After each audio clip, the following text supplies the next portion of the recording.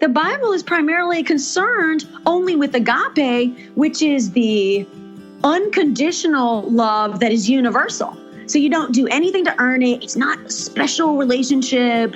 It's kind of the thing that humans want to ignore, right? Because it's like, it's not exclusive. It's universal, and you can't do a darn thing to earn it. And so it's very uncapitalist. It's very un-American in that sense. And it's very non-individualistic, and it's completely inclusive.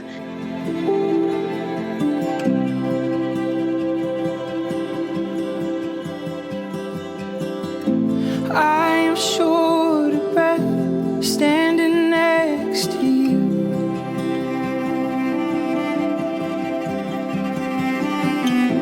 I am out of my depth. Welcome to the Deconstructionist Podcast. I'm your host, John Williamson. Adam is not here this week. He is actually working deep undercover for the CIA, or he's in Toledo, one of the two.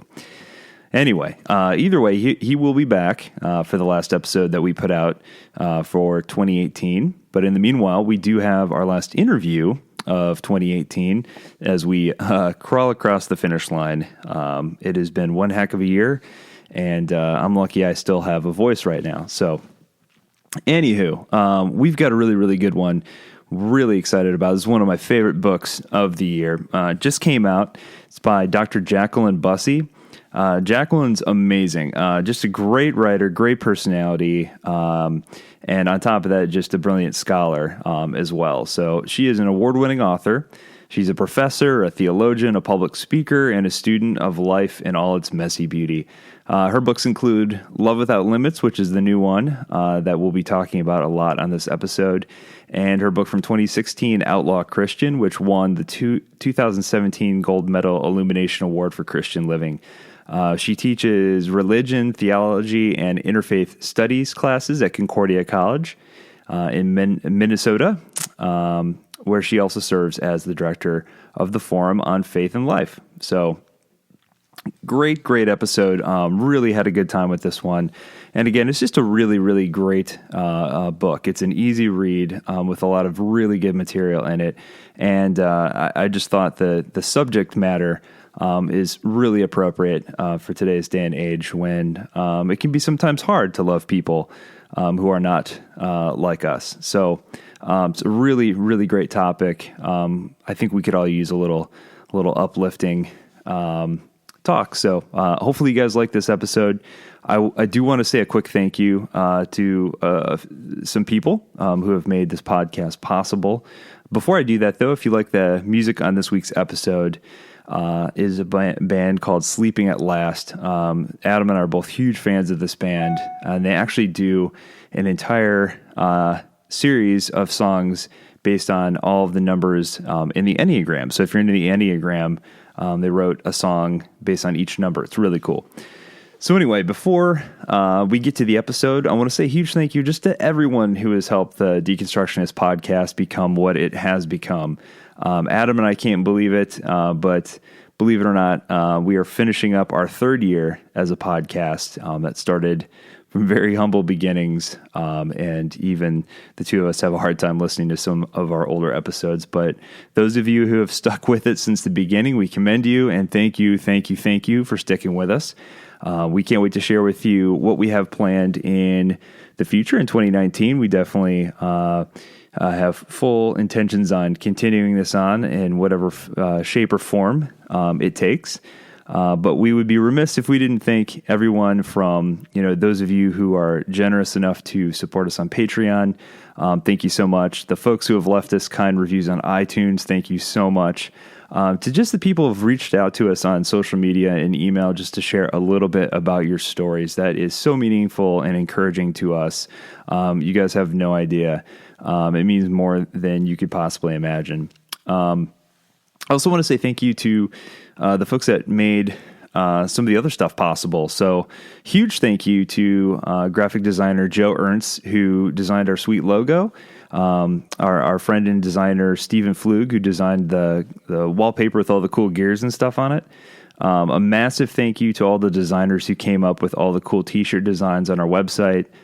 So Joe Ernst, Chad Flanagan, Colin Rigsby, and Jason Turner, who are all super brilliant designers. So if you guys need design work, let them know. Also, a big thank you. All the photos that you see, for the most part, all the professional looking ones on our website, were taken by our good buddy and photographer, Jared Hevron. So if you need photography work and you're out on the West Coast, Jared's your guy. And of course, Ryan Battles, who runs our website and took it from the very amateur looking website that it was to the beautiful thing that you see before you today. So a huge thank you to Ryan for that. And also, of course, a massive thank you to all of the guests who agreed to come on our show. Huge thank you to them and all the great conversations that always come from it. And a big thank you to all the musicians who allow us to use their incredible music week in and week out. A huge thank you there. It's become a very cool kind of side thing that occurred as a result of the podcast that just started off as an experiment to kind of spruce up the episodes and turn into a thing that we have. And we even have Spotify playlist that we update with all the musicians that we use on the episodes. So you can follow our Spotify playlist, the Deconstructionists. I think it's just called the Deconstructionist playlist on Spotify. But you can certainly follow us there.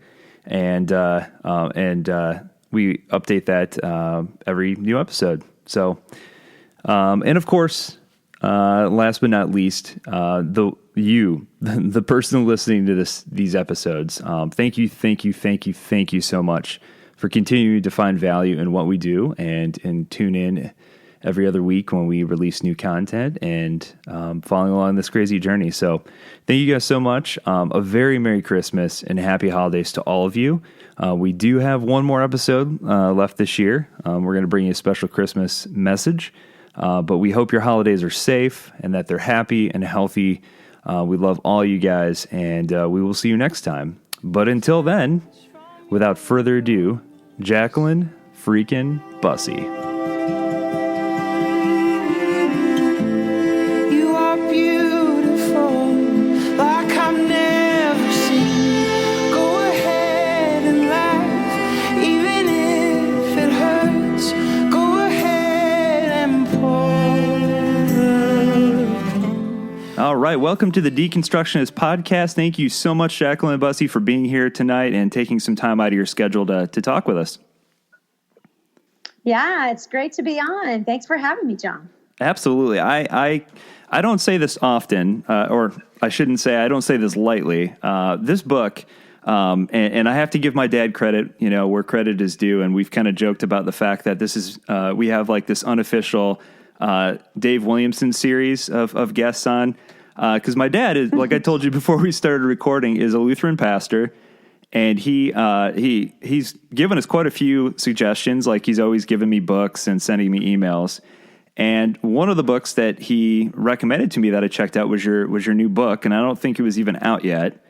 But I checked it out. And when your publisher sent us copies, I absolutely devoured it on vacation. It is incredibly well written. And I say that because not all academics translate into excellent writers, but your book is both well written and well researched, and so kudos on that. Oh, thank you so much. I appreciate that. So one of the things, I think the place we have to start is you have this really interesting introduction to this book, because this book almost didn't happen. You were originally with another publisher, and you submitted your manuscript. And they asked you to remove 2 chapters, and so talk about that a little bit, and then kind of how this book was almost kind of in a way resurrected. It was resurrected, but it does have a really incredible backstory, right? So, yeah, as you were saying, so this was a book that I wrote during the election year. And I wrote it to kind of combat my own despair, if you will. I felt that we were falling into a, pit of polarization. And I thought I have to do something that, speaks to love across difference. So I thought I'll write a memoir about love across difference. And the book was in contract with a major publishing house, and they loved it. And as you said, when I submitted it, so I started writing in August of 2016, and I finished it in April of 2017, right on schedule. And I sent it to them, and they got me on the phone, and they said, "We love the manuscript. It's so good. And there's a problem." And I was like, "What's the problem?" They said, "It's the gays and the Muslims." And I'm quoting. That was their words exactly. And they said that the 2 chapters that I had that were written, on my various friends and what they taught me, and kind of an Islam 101, a chapter, they said that some of the stories I was telling were out of bounds. Theologically out of bounds was the phrase. Wow. And that I was telling stories that, quote, weren't in line with the values of the majority of readers. Ugh. Which, of course, I disagreed with. And I was like, and I also don't care, right? I don't write just to be in line, with somebody else's values. I write to be, in line with my own and what feels true to me and to my faith. So, yeah, I refused to do it. And they fired me. They terminated my contract. And the worst part was, John, that then they said, "Well, we paid Jacqueline to write this book, so we own the rights to it." They had paid me a large advance, as most trade publishing companies do, and I had taken a year's worth of leave off of my regular job, which is teaching at Concordia College. And so I did not have the money to pay them back because obviously I was living off that money for the year that I took off work to write it. So essentially they held the book hostage. They owned the rights. They had the book. They had the year of my life. And I fell into a certain amount of depression over that because I didn't know what I could do to get the book back. So. Oh my gosh. So talk about that because what I think is even more fascinating about this story, obviously that part of it is awful. And I can only imagine from your perspective, somebody put, your heart and soul into this book to have somebody tell you that, no, you have to take part of this out.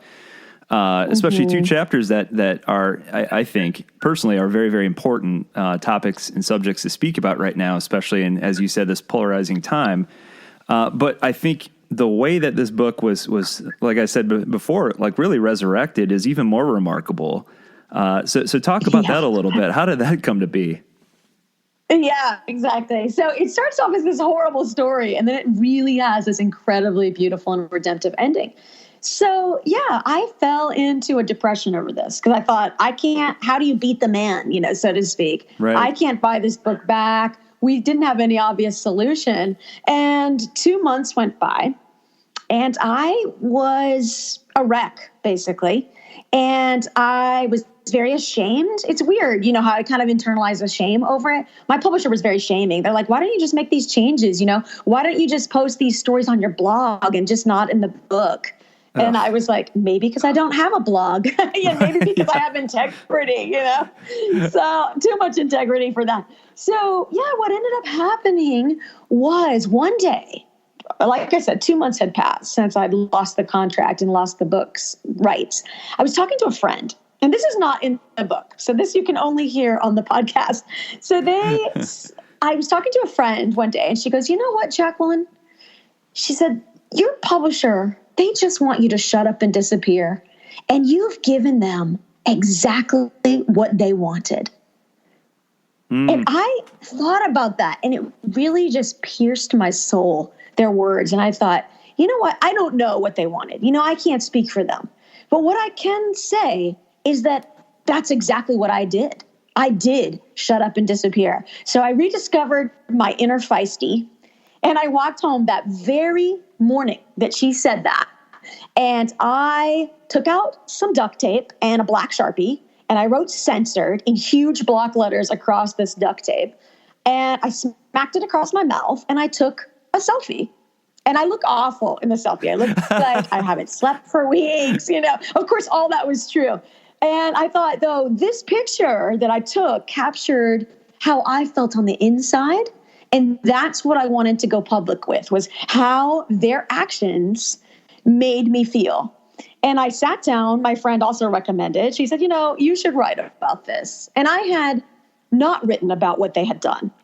I don't know why. Again, fear, probably. And I just wrote a little short piece telling the absolute truth about what they had done. I didn't name the publisher. I'm not interested in revenge against them. I just wanted to tell my story. And as I wrote the piece and got to the end of it, I realized something that is quite obvious, but was not obvious to me at the time, which was that I felt like they had taken everything.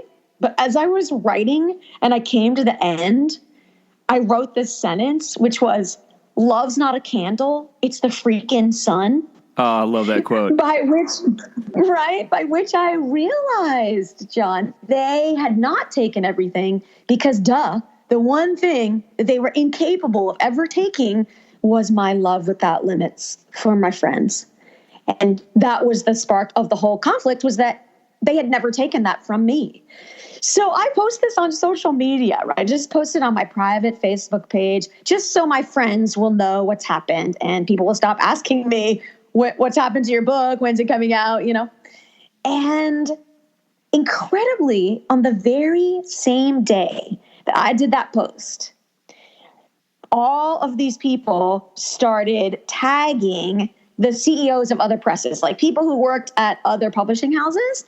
And even more incredibly, on that very same afternoon, the senior acquisitions editor for a particular press called Fortress Press, he was about 900 miles from his house, sitting in Nashville, Tennessee, at a writers' conference, seated right next to my agent. And so my face appears on his phone on a reshare of a reshare. And he turns to my agent, right, having no idea that that's my agent. And he's like, shows my picture. And he's like, do you know who Jacqueline Bussie is? And do you happen to know who her agent is? And of course, my agent is like, what is that picture? And that's my author. He's like, I'm her agent. And so only, like I say, only a couple of hours has passed since I've done this post. And so then my agent just, from his phone, electronically sends my manuscript to Fortress Press. They read it. And within 24 hours, they make an offer to help me buy back the rights to the book. That's over 60% of what I owed, which was enough for us to be able to make it and to buy the book back. So it's an incredible story of solidarity and a viral Facebook post, which completely sold the book in 24 hours. So it's an amazing story. That's insane. Right? Good. Fortress Press, come on. That doesn't tell you what they're all about. I don't know what would. That's an incredible story. I know, right? I'm so grateful to them for this. Absolutely. Yeah, the book was just resurrected, because of that. Oh my gosh. Well, like I said, I think this is easily one of my favorite books I've read this year, and I think it's probably because it, as you said, it's so well timed. Half the time I have to shut off my social media feed or turn off the news. It's just so depressing. I know it, right? Yeah, so true. So it's like, to read this book about the different types of love that you experience in your life, I think was probably like a breath of fresh air for me. And one of the things that you say at the very, very beginning of the book that I thought was very poignant is, I love what you say when you're talking to your students in terms of the current climate of disagreement. You mentioned to your students, understanding and agreement are not the same thing. They never were. Love demands only the first, not the second. Talk about that a little bit. Yeah, I think it's just something I've really thought so much about lately. I heard someone the other day say something I think is true. They said, we've been tricked into hating each other.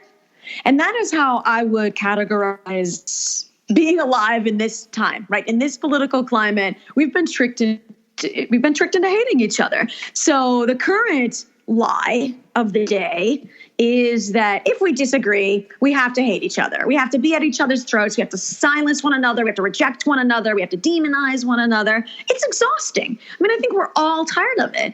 And I just want to, issue the reminder to everybody that for our entire lives, we've loved people who are different from us and with whom we disagree.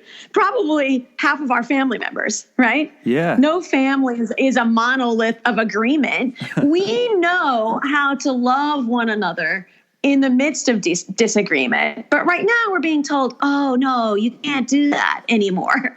I just think that's absurd. I can understand where certain people are coming from even if I disagree with them. And that doesn't mean that I compromise who I am at all. And to me, this is what it means to be an interfaith activist, which is one of the things that I am. You know, I can very much understand a lot of why people love their religion, practice the religion they have, or the non-religion that they happen to practice, even though I obviously don't agree with that because that's not my tradition, but I can still very much value and respect them. These are the principles upon which a democracy is based, you know?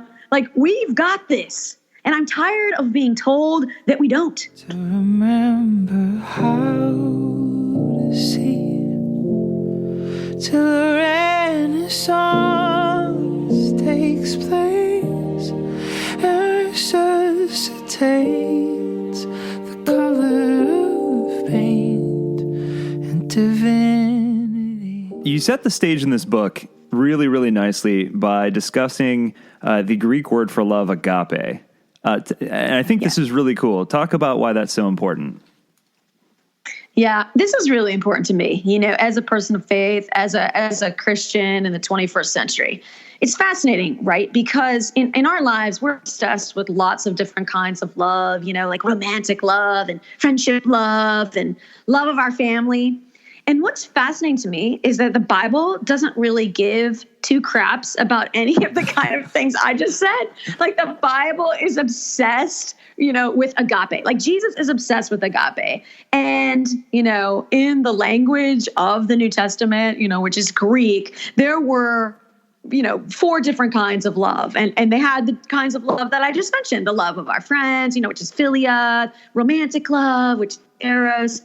And like I said, the Bible is primarily concerned only with agape, which is the unconditional love that is universal. So you don't do anything to earn it. It's not a special relationship. It's kind of the thing that humans want to ignore, right? Because it's like, it's not exclusive. It's universal, and you can't do a darn thing to earn it. And so it's very uncapitalist. It's very un-American in that sense. And it's very non-individualistic, and it's completely inclusive. And that's the kind of love that when I sat down to reflect on what we're called to do in today's world, I felt like we're called to agape, but what does that really look like on the ground? You know, I'm interested in obviously what the Bible says about it, but we have to translate that into today. And that's why I wrote chapters that had to do with my LGBTQ friends. You know, I interviewed a trans friend for the book. I interview Muslims. I talk to my Muslim friends because I think that's where we're at on the ground. You know, there's a lot of folks of, you know, differing communities that we really need to reach out to, and that we really need to talk about, you know, what does agape look like towards those friends? Right. So. Yeah. I mean, the Bible doesn't say love your neighbor, but only the neighbor that looks, acts, and thinks just like you, you know? Yeah, exactly. Not quite, right? No, that's not, that would be too easy, right? So. Exactly. So one of the chapters that I was kind of laughing when I was rereading sections of it in preparation for this interview, and only because it's so applicable to, you know, obviously we're recording this right before Thanksgiving, is the chapter where you talk about love within families. So obviously we're getting ready for Thanksgiving in the United States. And of course, the Christmas tradition is coming shortly after for Christians, and you know, some of our listeners might be celebrating, you know, various other holidays. But the point is, you know, a lot of these traditions revolve around spending extended time with your family. So you talk about how sometimes for some people, spending time with what you call our bio families can push our ability to love to the limit. And so you talk about how in some cases learning to love outward is important, and use the term, which I love, by the way, framly. What do you mean by that, and why is that so helpful? Yeah, right. Yeah. Even my students who've read the book, Sean, they've started using the word framly, which I just loved. Yeah. So I, you know, framly for me means our friends who have become our family. And I think there's so many listeners out there who can resonate with what I'm saying, right? Not everybody in this world has that picture perfect family where, there's people sitting around the fire and we all get along and we're sipping hot chocolate. A lot of us, our family is a beehive of division and wounds and secrets. And, unfortunately, I believe in complete authenticity. I am one of those people. So my family is filled with political divisiveness, theological divisiveness, and just a lot of secrets and wounds and abuse. And instead of pretending, everybody's family, family first, and everyone's family is so loving. This is just a fiction, right? And I think as people of faith, we have to allow the truth to finally be spoken, which is for a lot of us, we're far closer with our family than we are with our families of origin. And I talk about in that chapter how the Bible, again, if we could just come back to scripture for a second, I think that we like to talk about ourselves. We kind of talk about families in this way that is like we're dressing for a first date. We're all wearing our best outfits and that's what family is really like.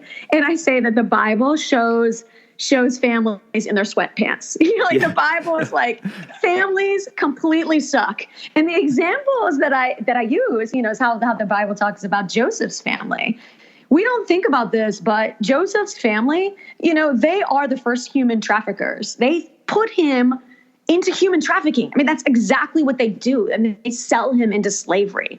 That's his own family. And sure, maybe a lot of our families haven't done things like that, anything as bad as that. But a lot of our families have rejected us. That story of Joseph, his family, they're jealous. They can't accept his dreams. He's the dreamer. And they're like, your dreams and your rainbow colored coat, we reject this. So I have a lot of fun, kind of doing a midrash, which means kind of my own imaginative interpretation of Joseph's story for a contemporary age. And I see him saying, it's okay to leave home. It's okay in the land of your misfortunes. And, Joseph's living in Egypt and he marries an Egyptian woman and starts a family. And he talks about, I have joy in the land of my misfortunes. He starts a new family. He has a family among people that he was told, I'm sure, by his family of origin, that were people he should not have even been friends with, let alone loving. And so I just see, a real message in that for me. And I took a lot of comfort in it, which is if your family can't accept you, maybe that's just for right now. Maybe someday they'll come knocking. And even if they're not coming knocking, you can find joy and you can create a family around yourself, that grace helps you create. And I call that your family. And I say, rock your rainbow, rock your dreams, rock your rainbow colored coat, because there are people who love you for who you are. And if you're one of those people and you're going home for Thanksgiving and you're going to be home for Christmas holidays or whatever other holidays you have coming up, I just feel like it's so important to remember it's okay. I feel like it's okay to start again. It's okay to create a new family around yourself. And if you need to have Friendsgiving instead of a Thanksgiving with your family, I say do that. And you're not alone. Oh, I love it. So, one of the things that you talk about, and I'm gonna, just to prepare you, I'm gonna quote you a couple times because I love some of the things that you say in here. So, okay. I hope that's not awkward, but I'm gonna do it anyway. It's fine, no problem.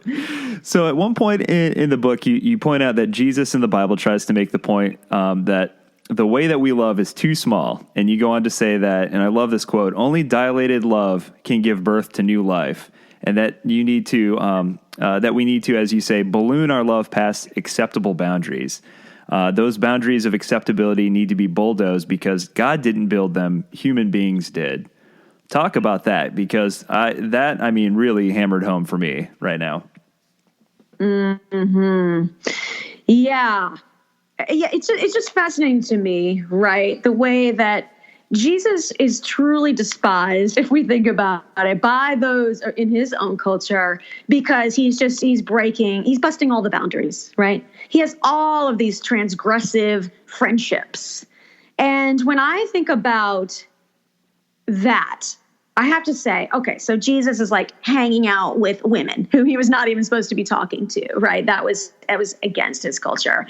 He's talking to Canaanites. Those are religious outsiders, ethnic outsiders. He's talking, to Samaritans, again, religious outsiders. And so this is so fascinating to me because I think, okay, well, if I'm going to follow Jesus and I'm going to widen love's wingspan, which it seems clear to me that Jesus is saying that we should do, who is that going to be in my day? Who is that right now for me? And I think about the ways in which, in particular, I hear so many negative things being said about Muslims, about our Muslim brothers and sisters and neighbors and friends.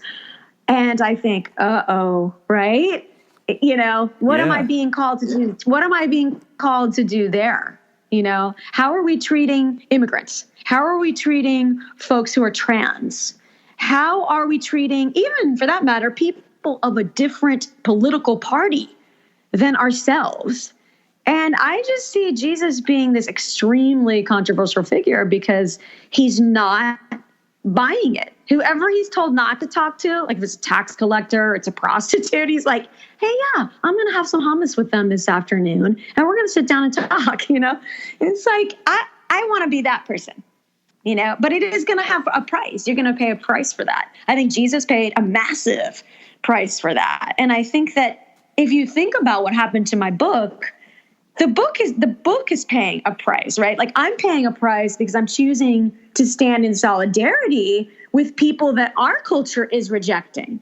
So when you think about then my book being rejected, when you're standing with the rejected, right? It's not really that surprising at all. And then I see the ways in which the fact that I was surprised proved that I did not have adequate humility around what I was doing. I didn't understand the depths to which people in our society right now are being shoved into the shadows. And so it's been a powerful lesson in humility for me, what it really means to be an ally, right? It's not just talking. There's going to be consequences, and there's going to be costs. Ugh, man. So I definitely want to keep talking about this because, I definitely want to talk about specifically the two chapters that, you were initially asked to remove. Because I think, as I told you before we started to record, I think they're two of the most powerful chapters in the book. So one of the things that sprang to mind as I was reading, as you started to get into those chapters, one of the things that came to mind for me is I've been reading a lot of the Jewish perspective, specifically on the Hebrew Bible, the Old Testament, recently, just to get a different perspective. And you used the term midrash earlier. And so one of the books I've been reading recently is this book. It's fantastic. Everybody should get it. It's by Rabbi Jonathan Sacks. It's called Essays on Ethics, a weekly reading of the Jewish Bible. And he has this great bit where he talks about the danger of unhealthy tribalism, where we begin to see those not of our tribe as an us versus them situation, that there are those on the outside, which can lead to dehumanizing those who are on the outside. And you have this quote that I thought just hit the nail on the head in the book. And you say, when Jesus says we have to hate our mothers and fathers, sisters and brothers, he means that we have to live in a way that shows the world your true family is infinitely more members of your own clan than your own clan, nation, race, sexuality, tax bracket, or religion. It's everyone. Amen. Yes. Yeah. Yeah. So you talk about the idea of communion being a way to view what it means to be a family. Like, talk about that. Yeah, I'm one of those people. I always question things, right? About even my own faith tradition. I was like, and I want to answer them for myself. And so I was always a little freaked out by communion when I was a kid. I'm like, we're talking about the blood of Jesus, and this wine is the blood of Jesus, and the bread is the body. And, that's really weird stuff, And I have spent a lot of time thinking about it. And in the course of the writing of the book, I'm like, what is really going on there, And it's hard to say. And there's a lot of things going on. But I realized that one of the things for me that's important, and you mentioned, Rabbi Jonathan Sacks a minute ago. Well, one of the things that I teach is I'm a Holocaust scholar. And so I know a lot about the Holocaust. And you think about all of the ways in which, in my view, blood becomes a heresy in that kind of genocide, right? Because it's all about keeping the Aryan blood pure. And then I just started thinking about all these ways in which the ways that our tribalisms are based on blood, the ways in which we would do anything for our family, which is meant to be something good. But of course, we really, really hurt a lot of other people when we're just thinking of our own, people who share our genetic makeup. And so I don't even know, so I started just thinking about communion, and I thought, okay, isn't really what's going on there is that when we all are drinking of the same quote unquote blood and all the same body, we're just reminding ourselves that we really are all family, that we all share the same bloodline in that sense. The communion is what makes us all, we're God's family. We have to do it over and over again because we want to jigsaw apart the human family into all these disconnected fragments. And I think God is like, I need you to stop already. I need you to remember you're all one human family. And even science backs up that message that I think is the message of communion. If you look at the actual, what do they say? Like the DNA differences between human beings, it's microscopic. Like we're 99.98% like the same genetic makeup. And then that tiny little bit, 0.02% or whatever is all that we have that is different. And so I feel like that really aligns with the message that I am getting out of communion, which is that, love lines, not bloodlines, are what matter most. Oh, man. So one of the other parts of your book that I really enjoyed, that I thought was a really neat idea, was this thing that you pull from, I believe it was Martin Luther, if I remember correctly, but this idea of naming things by their right name. What do you mean by that? Yeah, that is something that I take straight from Luther that comes out of a piece he wrote called the Heidelberg Disputation. And he's got this line in there, as you say, where he says, Christians are called to call things by their right names. And another translation for that same line is that we're called to call things what they actually are. To me, this is powerful because we think about how there's so much name calling today. There's a lot of use of names that's very politically charged, very rhetorical, very dehumanizing. So I think even of the way that immigrant or refugee, for example, those words are used very negatively now. If I could call you that, I'm almost criminalizing you, right? And so in my circles, of interfaith activism and the work that I do in the town where I live, we call folks who are immigrants or refugees new Americans. Oh, wow. And that's the name that they want to be called. And I'm like, yeah, you know what? Because that's what you are. You're a new American. And think of how different that frames those folks when, we're all getting together and we're meeting them. Some Americans are just newer than others, And I just love that. It equals the playing field. And so I do have a reflection in the book on names and naming and how all of us are longing in our heart of hearts to be called by the right name. And I argue that some people call that political correctness.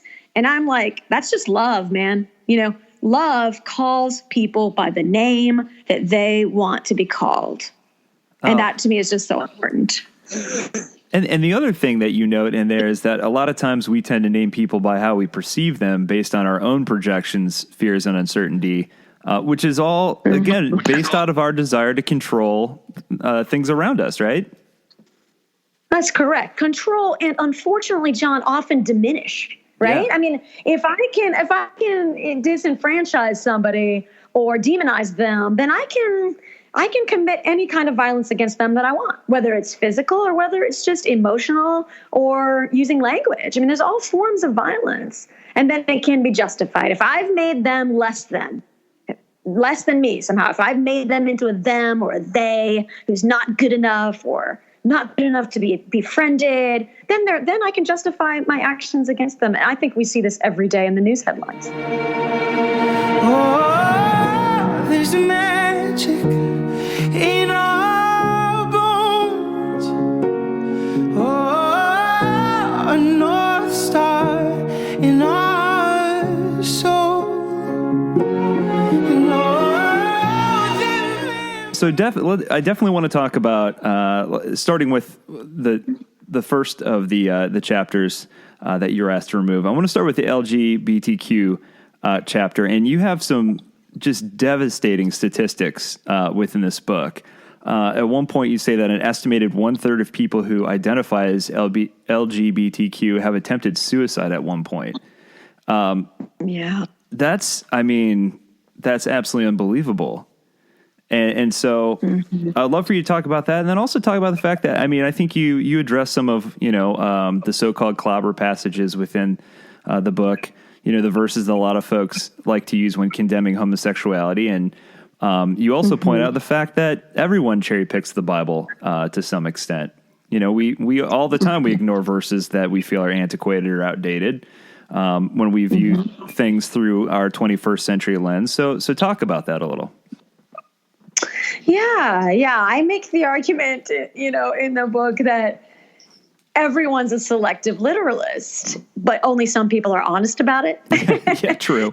Right? And of course that just means that we're cherry picking. And of course I just use some classic examples. There's a passage in the New Testament that says that it's a sin to braid your hair or wear gold. And yet Christians are running around with braids and wearing gold crosses around their neck. Yeah. And if you're doing that, either one of those things, you're directly against the Bible already. But we seem to think that that's fine, right?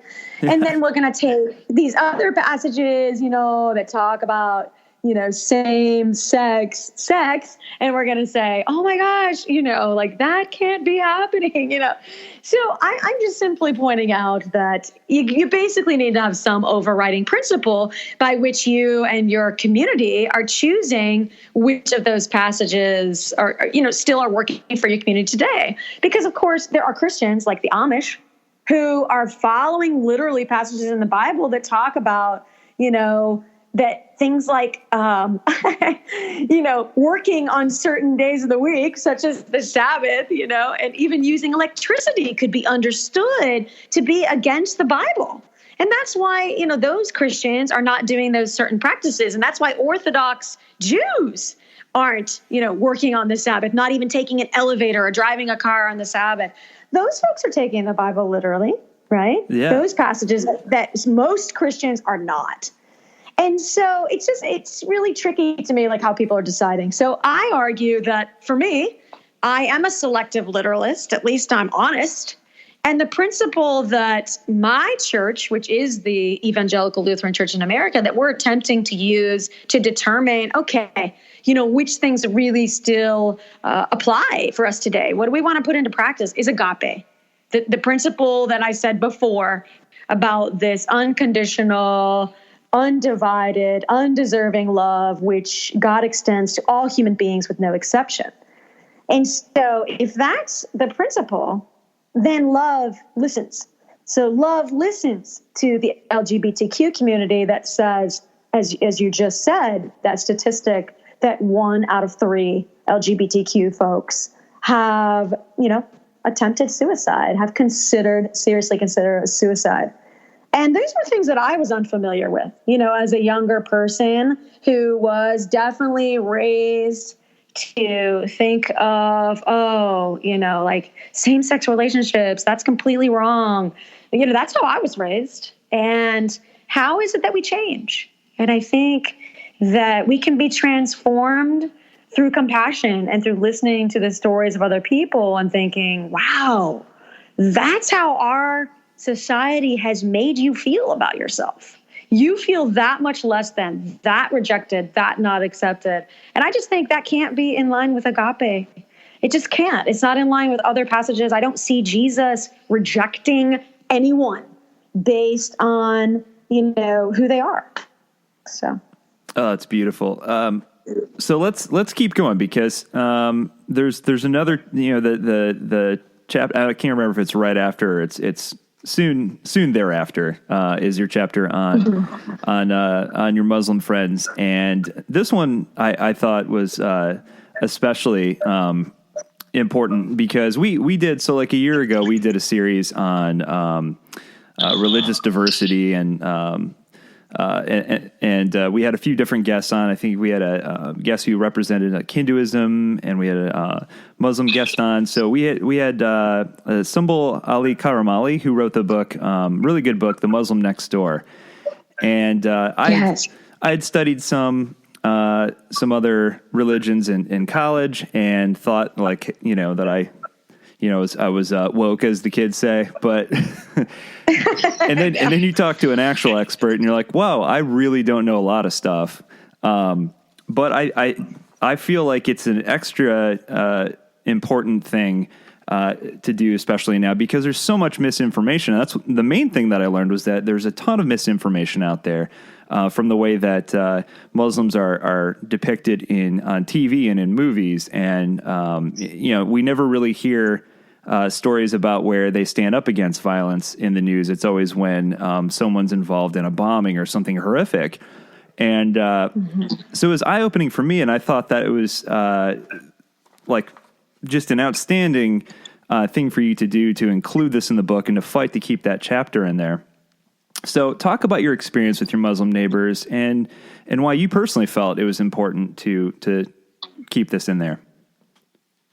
Yeah, well, see, I run an interfaith peace building center for my college, Concordia College. So it's my job every day to have interfaith friendships and to extend that hand and to introduce my students to our Muslim neighbors and introduce our Muslim neighbors to my students. And this is just a part of my life, my everyday life in where I live, which is in Fargo, North Dakota, which has 6,000 Muslims, which is maybe not something that people would expect. So when I sat down to write a book, called Love Without Limits, I thought, I need to write about what I've discovered, in teaching in a post 9/11 classroom for my entire career, which is that people know almost nothing outside of media sound bites about Muslims. And this is tragic because obviously everybody is more than a media soundbite. And I talk in the book, I use the phrase that I take from a wonderful TED Talk called The Danger of a Single Story by Chimamanda Adichie. I recommend everybody watch that TED Talk. But she has this concept of a single story. And I think that we all can agree that there is a single story being told about Muslims today. And if I go anywhere and I say the word, okay, I'm going to say a word, and I want you to think of what you immediately think of when I say it. So I will say Muslim, and everybody says terrorist, right? That's exactly the definition of a single story, right? Or you might say ISIS, which is the same thing, right?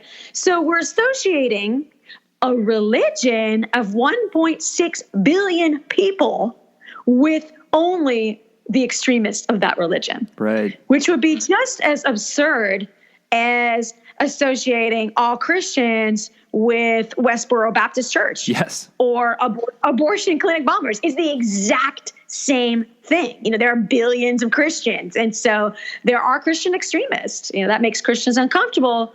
We don't want to talk about that, but that's just as real. But nobody is judging me based on Christian extremism, right? So I really am giving this summons in the book to get to know our Muslim neighbors. And so I share some stories, true stories in the book about some of my Muslim friends. And I use those then as an on-ramp for kind of a crash course in Islam 101, which I know the kind of things that my students are shocked at when I teach them in Islam.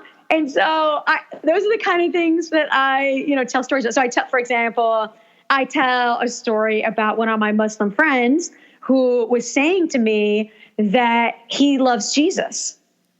Now, of course, I have literally hundreds of Muslim friends who have said that exact sentence. And one of the things my publishing house said when I was on the phone with them, the original editor had said to me, he's like, that's problematic. Like, you can't say that sentence. And I'm like, but it's what true. do you mean? Like, it's true. I was like, well, it's so true. I was like, you can find this in writing, from Muslims, that Muslims love Jesus. Jesus is a beloved prophet within Islam, who's born of the Virgin Mary. And when I say that, people are like, wait, within Islam, Jesus is born of the Virgin Mary? I'm like, yes, in the Quran, And so these are just the things. It's easy for me as a professor of world religions to write about the things that people don't know, because every day I encounter what they don't know. And another thing that I have in that chapter that I really fought to keep is simple facts, like the fact that the name Allah just means God in Arabic. Yes. So I tell a true story, right? I tell a true story in the book about when I was worshiping at a Christian church in the Middle East, sitting next to Christians who were worshiping in Arabic and English. And every time these Christians said the word God, they said Allah. And that was very striking to me as a young person. And of course, then, I realized, well, this is the same as Dios in Spanish. Sure. That just means God. It doesn't mean like a different God, the way that we're being taught, by the media and by politicians, that Allah is some different God. That's absurd. That's absurd to Muslims. Right. They truly understand, right, that even, the God that they love and worship is the God of Abraham, Isaac, and Jacob, it's the God of the Bible. And the Quran is the new revelation from that God to a new prophet who is just continuing the line of prophets from Jesus and Moses, and all of those folks are in the Quran, the exact same players. So I had a lot of fun in the chapter, like doing some basic teachings, and it was devastating to see those true stories cut. It made no sense to me, but they're just true things. And one final thing that I'll say about that was the other day I was giving a talk on Love Without Limits. I was the keynote speaker at a conference, and I was sharing, they were like, well, what kind of things did the publishing house want you to cut about Islam? And I shared the 3 stories, like 2 of which I just shared now. And there was this woman in the audience, and she just looked stunned. And she came up to me afterward, and she still looked stunned. And I was like, what, is everything all right? She was like, I'm speechless. She's like, I am Muslim, and I listened to your talk, and the 3 things that you fought to keep in the book are the 3 things that I have fought my entire life to teach Christians that are true about my religion. Oh. And she hugged me, and I knew in that moment, everything, all the money I lost, like all of it, it was all worth it. Yeah. I thought, see, totally worth it. Totally worth it. It's just amazing how much disinformation is out there, and those are just some of the most basic, beliefs within that religion. It's like, oh, come on, people! Like Google, we have Google now. Mm-hmm. Information is at your fingertips. Exactly. Yeah. And by the way, I'll leave. I won't quote this because I want people to buy her book. But the I believe it was your friend Jamila, where she's asked her favorite verse or favorite quote from the Quran, and the verse the first that she gives is absolutely beautiful. So so there it is. And I often quote Jamila. I often quote a verse that she gave, John, when I'm giving talks on the book, and I don't say that it's from the Quran at first. I'll just read it. Oh, and brilliant. It sounds exactly like a verse that any Christian could get behind. It's a beautiful, stunning quote about God's forgiveness and how it's infinite. Oh. And it's straight out of the Quran. Absolutely, yeah. Stunning, yeah. So one of the things that I love, that if you wouldn't mind sharing this, it's you do this thing where you take the story of the Good Samaritan, and you kind of update it in a way to in order to get us to understand the shock value that it would have had for the people in that time period. I was wondering if you wouldn't mind, I would love for you to share the updated version with the listeners. Yeah. Happy to do so. Happy to do so. Yeah. So I was thinking about the Samaritan parable while I was writing Love Without Limits. And I was trying to think, okay, and all the stories that Jesus tells, they get him in so much trouble. But the context is lost on us. We don't understand all the time, why Jesus was constantly a man in trouble. And as I was doing, research and reflection and prayer upon the Samaritan parable, it became clear to me why that's such a shocking parable. So one of the things that we may not realize is that to Jesus's community, the Samaritans were religious outsiders. Now, technically, they're practicing the same religion, right? They're worshiping the same God. They're technically Jewish, but they're doing it wrong, right? So the difference between Samaritans and Jesus's own Jewish brothers and sisters was that the Samaritans built a temple in Samaria and were worshiping there instead of the holy ground of Jerusalem's temple. And that was considered heretical. That was considered just totally out of bounds, right? Like totally false. These are the religious outsiders. And so once we understand that, the Samaritan parable makes a different kind of sense, because the Samaritan parable, Jesus is telling the story, everybody's on their way down to Jericho, which would signify to us, right, or signify to his own listeners, right, that they're Jewish and they're just on their way to a religious holiday, right? They're on their way to a religious celebration. So all of these Jewish folks, people of Jesus' own tradition, right, are just passing by, right? They're passing this person by who's in the gutter. And then there's this religious outsider, the one who's doing it wrong, the one who's worshiping God wrong, is the one that then Jesus is like, yeah, that's the person we should all go and be like. Be like this dude that you've been taught does everything wrong. So if we understand the context and we do the historical homework, that's what we see. So I was like, okay, so if we were to retell Jesus's, Samaritan parable in the 21st century, how would we tell it? And so I rewrite it. And I have since preached on it many times, and boy, do people squirm in the pews when I do this. And it's proof that I've probably done it right? Because it's exactly. So offensive. Yeah. So I think about, okay, who am I being told nowadays is the religious outsider? Who am I being told? I'm being told that's Muslims. So I rewrite the parable. I set the Samaritan parable in Detroit, and somebody's been mugged and they're, lying there at the side of the road, and all the Christians pass by. And who is it who stops and helps the person who's been beaten and robbed? It's a Muslim. And the Muslim man takes the person who's been beaten, takes him to the hospital, pays for everything, is like, hey, I'm going to skip work and I'm going to sit here by your hospital bedside. I know you don't have insurance, but I'm going to pay for everything. And then we envision that at the end of that story, Jesus is like, yeah, Christians, go and be like this Muslim. Go and do likewise. And that, to me, is the appropriate retelling of the shock that would have occurred to Jesus' own listeners when they heard the Samaritan parable. So I like to retell it that way, to be like, okay, now what do you think? Right? Jesus' love is so radical that it's a scandal. It's a scandal to everybody. It's offensive, quite frankly. And I think we have to realize that grace offends. Grace is so universal. Grace is so, what do we want to say, undeserved, that it is just, it's hard for us to accept it. I want to sing a song worth singing. Write an anthem worth repeating. So there's two sections that I definitely want to make sure we cover. That I didn't tell you this before, but you are our final interview. You will be our final interview in 2018. So this will come out right before Christmas.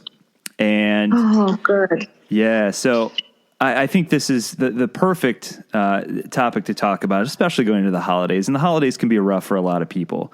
And so one of the things that a lot of people, out there are probably dealing with is the issue of what you call the love of self. So self-love and taking care of yourself, which has been viewed as a negative thing for a long time. It's viewed as being prideful. But you kind of address this because in the current sense, maybe we're looking at pride not quite the right way, I guess. So I'll let you take it from there because I think this is really important. Yeah. Okay. So thank you.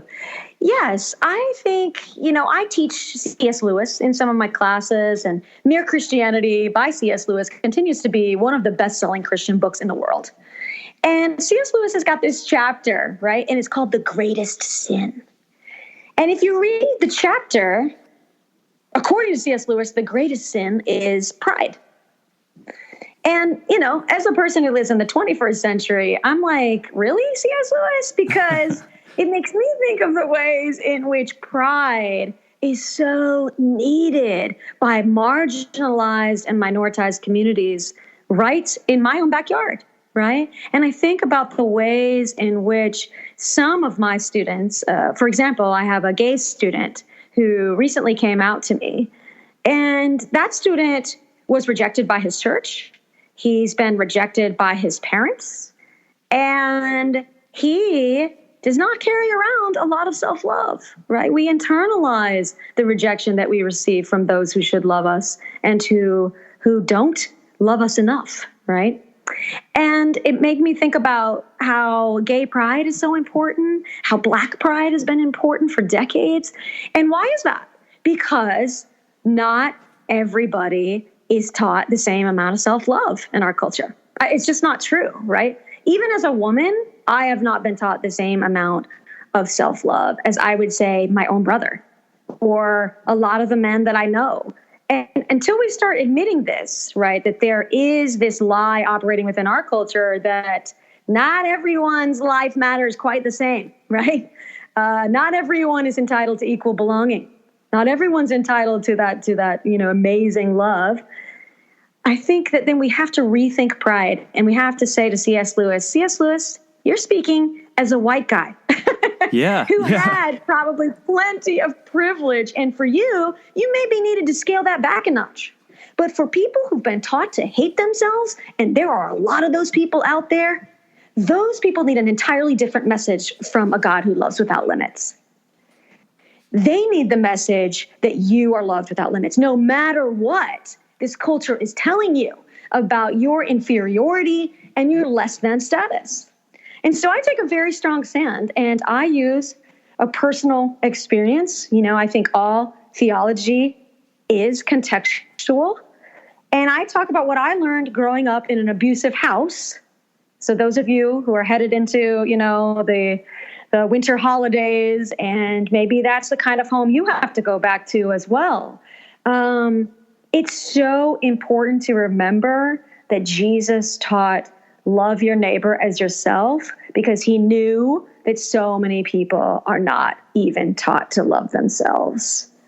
And we have so little to give to someone else unless we have that solid foundation of self-love. So I just feel like we have to stop that one-size-fits-all preaching and teaching that pride is bad, because it's not. For some people, it's life-saving. Oh, that's good. So one of the other things that I think is important to talk about that you discuss in the book, especially, again, heading into the holidays, because some of us out there might be heading into the holidays for the first time without someone that we love. And so you talk about grief, and I think that's so hugely important. And I don't think as Christians, oftentimes we talk about it enough. And specifically, you talk about what you call grief shaming. Talk about that a little bit. What is grief shaming?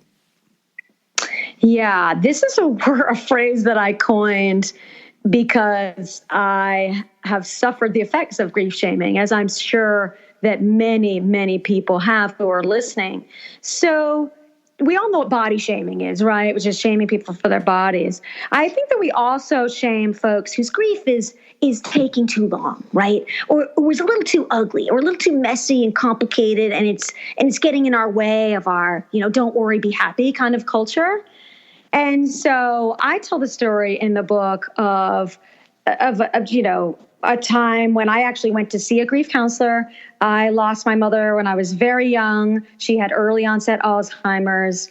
And most of my adult life was, struggling with the loss of her and her death, the loss of her memory, and then the loss of her to death. And there was just so much pressure to get over it, and all that kind of stuff. And it was like, sometimes it was like, no, I just want to grieve. I just want to be able to lament. I don't want to be the recipient of everybody's pious platitudes about how my mother's better off and she's in a better place and God needed another angel and, just all that crap. Quite honestly, I think all that's BS. And I think it hurts people, right, who just genuinely need space to lament the loss that life has delivered them. And so I make a plea to stop with the grief shaming, Yes. and to stop thinking that people who are grieving are people who've lost hope or they've lost their faith or their faith is weak. This just isn't true. Jesus cried when Lazarus died. He wept his eyes out publicly, and he didn't even apologize for it. Are we going to say that Jesus had lost sight of hope and the resurrection? I mean, Jesus is the dude who's going to resurrect Lazarus in 5 minutes. Right. So, so it's like, clearly we're missing the point. And to me, the point of that story is that our tears are legitimate. God legitimizes our tears, and that they're never more legitimate than when someone we love has died. And Jesus' own tears give us license to that. Yeah, and I feel like I shouldn't have to point this out, but Jesus is also a guy. So, guys, it's okay to grieve and to cry also. Show a little emotion, boys. Come on. Exactly. And I even talk about that, like, to the phrase man up. Yeah. Like, where is that coming from? Like, it so clearly shouldn't apply, right? To, it's so unhelpful. And it's basically saying to men, like, don't cry. And, one of the most powerful experiences I've had, and this is the first time I've talked about this in any of my podcasts, but I was the speaker at an all-men's conference last summer, right after I had lost the book and it had not yet been sold to Fortress Press.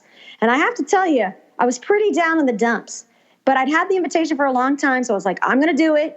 But it was an all-male retreat called the Bold Gathering, and it was, I forget, something like 700 men.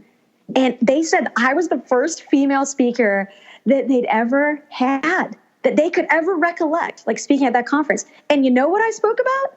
Grief. That was one of the main, I gave like the 3 different talks, but the main talk that I gave was on what I just said. And I talked about that phrase, man up, and how the horrible consequences of that toxic masculinity are for our culture, and how the last thing Christians should be doing is ascribing to that if we truly look at Jesus as an example. And those men were so wonderful to me. Like, I got a standing ovation for that talk. Oh, that's amazing. And I had so many incredible conversations. Men came up to me. They were crying. They were telling me stories about what had happened to them, because the point of my talk was we have to tell our real stories of shame and grief. It's the only way out of the prison of shame, is to share those with one another and set one another free. Oh, absolutely. We have to as Christians, give our fellow Christians permission to fully grieve. I love it. That's right. Mm-hmm. So I know we're running short on time here together, but I think the best way to probably close this out is you talk about at the end of the book Jesus' mission to bring peace and reconciliation, and you break down the meaning between 2 really crucial words. One in Hebrew, the word shalom, and one in Greek, and I'm probably going to mess this up, but the word irene. I don't know. Irene, yeah. Hey, beautiful. I did it. So talk about that a little bit. Yes, yeah. Yeah. I just think that it's interesting to me that biblically peace has to do with wholeness. That's what it means. It doesn't mean the absence of conflict. It means wholeness. And what I talk about is that peace has to be built upon a foundation of justice. But that's not going to feel like love to those who currently have privilege.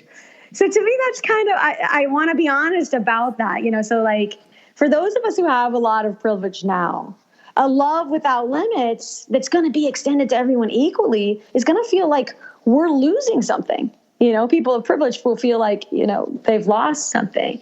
And I just, I do some reflecting in the book about how important it is to remember that true peace has to be built on a foundation of justice. And that's going to feel like loss to some people, while other people are going to be singing hallelujah, Yeah.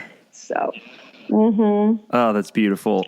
Before we let you go and get back to your evening, tell folks, because I cannot recommend this book enough, and I think our listeners who are signed up for we have a little book club thing where we mail out books monthly, are going to get a surprise in the mail. So I think they're absolutely going to get your book this month. But for those that are not part of the book club, where can they find your book, and where can they stay on top of what you're up to? Yeah. Oh, thank you for asking. So the book is available anywhere books are sold, right? So it's on Amazon, it's on barnesandnoble.com, it's on IndieBound, which is a website of independent booksellers if you prefer to go that route. And you can always follow me. You can friend me on Facebook. I'm absolutely fine with that, so you can see what I'm up to. But I also have a website, JacquelineBussie.com, and you can see all of my speaking engagements. I have a lot coming up, and you're always welcome to come to any of those. And you can also contact me via my website if you want me to come and speak at your church or whatever you might, or your university, or whatever you might have going on.